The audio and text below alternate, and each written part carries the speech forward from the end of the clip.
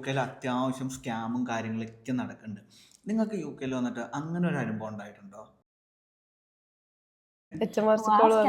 അതായത് ഫ്രോഡ് ആയിട്ടോ നിങ്ങളുടെ ഏതെങ്കിലും ഇപ്പൊ അക്കോമഡേഷന്റെ പറഞ്ഞാൽ ഞാൻ മറ്റേ വേറെ സംഭവം കേട്ടിട്ടുണ്ട്. ഇവിടെ വന്നിട്ട് ഈ പൈസ കൊടുത്തില്ലേ, മറ്റേ ഫീസ് കൊടുക്കാൻ വേണ്ടിയിട്ട്, അത് പൈസ കുറച്ചിട്ട് കൊടുക്കുന്നത്. അതായത് നാട്ടില് പൈസ കൊടുത്തിട്ട് അവർ ഇവിടെ നമ്മൾ കുറച്ച് കൊടുത്തു. അവര്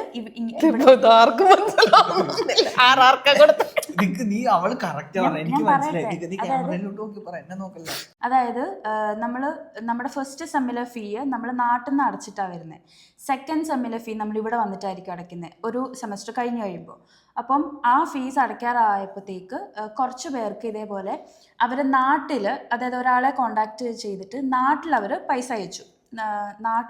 നമ്മുടെ നാട്ടിലെ അക്കൗണ്ടിൽ നിന്ന് അവർക്ക് പൈസ കൊടുത്തിട്ട് അവരാണ് അവിടെ നിന്ന് ഇങ്ങോട്ടേക്ക് പൈസ അയച്ചത്. അപ്പം എന്തോ ഒരു 10,000 പൗണ്ട് എന്നോ കുറഞ്ഞ് കിട്ടുന്ന അങ്ങനെ എന്തോ സ്കീമാണ്. ഇവിടെ നാട്ടിൽ നിന്ന് ആ ആൾക്കാർ GBP ആയിട്ട് ഇവിടെ പൈസ കൊടുക്കും, യൂണിവേഴ്സിറ്റിയിലേക്ക് അവർ ഡയറക്റ്റ് അടയ്ക്കും. അങ്ങനെയാണ് സംഭവം.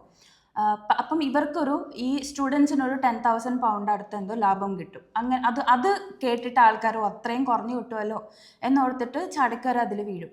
അപ്പം ഇതിൻ്റെ പ്രശ്നം എന്താണെന്ന് പറഞ്ഞാൽ, ഈ നാട്ടിൽ നിന്ന് ഈ യൂണിവേഴ്സിറ്റിയിലേക്ക് ഈ പൈസ അയച്ച ആൾക്കാർ ഇത്ര ദിവസത്തിനുള്ളിൽ ഈ പൈസ അവർ തിരിച്ചെടുക്കും.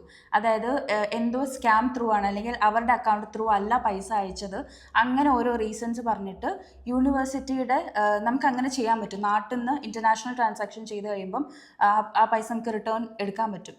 അപ്പം അങ്ങനെ ഇവർ ചെയ്ത് ഈ പൈസ ഇവർ റിട്ടേൺ എടുക്കും. അപ്പം എടുത്തു കഴിയുമ്പോൾ ഈ കുട്ടികളുടെ ഇവരടയ്ക്കേണ്ട അത്ര പൈസ ഫുള്ള് പോവാണ്. എന്നിട്ട് ഇവരുടെ ഒരു അറിവുമില്ല. അപ്പം ഇവര് ഈ ടൈം പീരീഡിൽ നാട്ടിൽ അവരുടെ പേരൻസ് ട്രാൻസ്ഫർ ഓൾറെഡി ചെയ്തിട്ടുണ്ട്. ഈ പൈസ കിട്ടി കഴിഞ്ഞിട്ട് മാത്രമേ ഇവരിവിടെ ഫീസ് അടയ്ക്കത്തുള്ളൂ. ഓക്കെ, അപ്പൊ അതായത് ഇവര് ഫീസ് അടച്ച് ഫീസിന്റെ റെസിപ്റ്റ് നാട്ടിലോട്ട് അയക്കും, ഇവർ കാശ് ഇട്ട് കൊടുക്കും. അത് കഴിഞ്ഞ് 2 ദിവസം കഴിയുമ്പോൾ ഇതൊരു ഫോൾസ് ട്രാൻസാക്ഷൻ ആണെന്ന് പറഞ്ഞ് ഇവര് തിരിച്ചെടുക്കും. അപ്പം അത്ര പൈസ ലാഭം കിട്ടുമല്ലോ എന്ന് ഓർത്ത ആൾക്കാർ, ഇപ്പം നമ്മളുടെ കയ്യിൽ പൈസ ഇല്ലല്ലോ, അപ്പം നമ്മൾ അത്ര സ്ട്രഗിൾ ചെയ്തിരിക്കുന്ന സമയം അതുകൊണ്ട് ഇത്രയും കുറഞ്ഞു കിട്ടുമല്ലോ എന്നൊരു സന്തോഷത്തിലായിരിക്കും അവരത് കൊടുക്കുന്നത്. പക്ഷെ അതൊരു ട്രാപ്പാണ്. അപ്പം ഇവര് നാട്ടിൽ പോയി ഈ ആള് തിരക്കി പോയി കഴിഞ്ഞപ്പം ഈ ആള് കൊടുത്ത നമ്പർ എന്ന് പറയുന്നത് UK നമ്പറാണ്. അപ്പൊ അവർക്ക് നാട്ടിലെ പോലീസിനോട് പറഞ്ഞപ്പോൾ അവർ പറഞ്ഞു UK നമ്പർ വെച്ചിട്ടൊന്നും ചെയ്യാൻ പറ്റില്ല. അപ്പോൾ നമുക്കൊന്നും ചെയ്യാൻ പറ്റില്ല. ഈ ആൾ ആരാണോ എന്താണെന്ന് ഒന്നും അറിയില്ല. പക്ഷെ അവിടെ എനിക്ക് മനസ്സിലായത് നമ്മളൊരു 10,000 പൗണ്ടിന്റെ ലാഭത്തിന് വേണ്ടി UK ഫീസ് എന്ന് പറയുമ്പോൾ ഓൾമോസ്റ്റ് 6 lakhs to 8 lakh ആ അത്ര എമൗണ്ട് ആണ് ഒരു സെമസ്റ്ററിൽ വരും. അഞ്ചുയുടെ അനുഭവത്തിൽ ഇങ്ങനെ സ്കാംസ് എന്തെങ്കിലും? എൻ്റെ ഒരു എക്സ്പീരിയൻസിൽ ഇതുപോലൊരു ഒരു സ്പാം കോൾ എനിക്ക് വന്നിട്ടുണ്ട്. അത് HMRCയിൽ നിന്നാണെന്ന് പറഞ്ഞാൽ വിളിക്കുന്നത്. അപ്പം നമുക്കിവിടെ HMRCന്ന് കോൾ വരാറുമ്പോൾ നമ്മൾ എന്തായാലും ഒന്ന് പേടിക്കുന്നത്, എന്തിനാണാവോ ഇപ്പം നമ്മൾ വിളിക്കുന്നത്. അപ്പം നമുക്ക് ഐഡിയ ഇല്ല ഇതിങ്ങനെ സ്കാം ആയിരിക്കോ, അതൊന്നും നമുക്കറിയില്ലല്ലോ. അപ്പോൾ എടുത്ത് അറ്റൻഡ് ചെയ്യുമ്പോൾ ഇതുപോലെ നിങ്ങളുടെ പേരിലൊരു കേസ് ഉണ്ടെന്ന് പറയും. അപ്പം നമുക്ക് ഇവിടുത്തെ റൂൾസോ ഒന്നും അറിയില്ല. ഇവിടെ വന്നു നമ്മൾ പാർട്ട് ടൈം ജോലി ചെയ്യുന്നതല്ലാണ്ട്. അപ്പം അവർ പറയും കേസിനെ കുറിച്ച് അറിയണമെങ്കിൽ ഒന്ന് അമർത്തുക, അല്ലെങ്കിൽ എന്തെങ്കിലും ഒരു നമ്പർ അമർത്താൻ പറയും അവർ. അപ്പം എൻ്റെ കേസിൽ ഭാഗ്യത്തിന് എൻ്റെ ഫ്രണ്ടിന് ഇതുപോലൊരു കോൾ വന്നു. അപ്പം അവൻ ഇതുപോലെ അമർത്തി. പിന്നെ അവർ എന്തൊക്കെയോ ക്വസ്റ്റ്യൻസ് ചോദിച്ചു. കുറച്ചങ്ങോട്ട് എത്തിയപ്പോൾ അവന് മനസ്സിലായത് എന്തോ സ്കാം ആണെന്ന് പറഞ്ഞിട്ട് അവർ കട്ട് ചെയ്യുക ചെയ്തത്. അപ്പം ഇങ്ങനൊരു കോൾ വന്നപ്പോൾ എനിക്കിങ്ങനെ ഒരു ഐഡിയ ഉള്ളത് കൊണ്ട് ഞാൻ അത് അപ്പം തന്നെ അവോയ്ഡ് ചെയ്യുക ചെയ്തത്.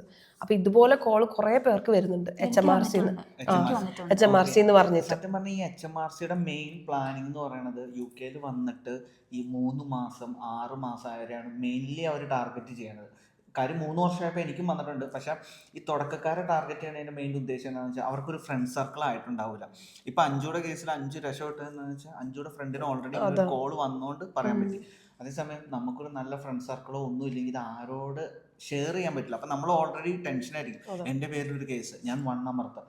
ജസ്റ്റ് അവർ പറയണോ നമ്മുടെ ഫോണിൽ തന്നെ ഒരു OTP അവർക്ക് കൊടുത്തു കഴിഞ്ഞാൽ നമ്മുടെ ഫണ്ട് പോകണ ഒരു സ്കീമാണ്.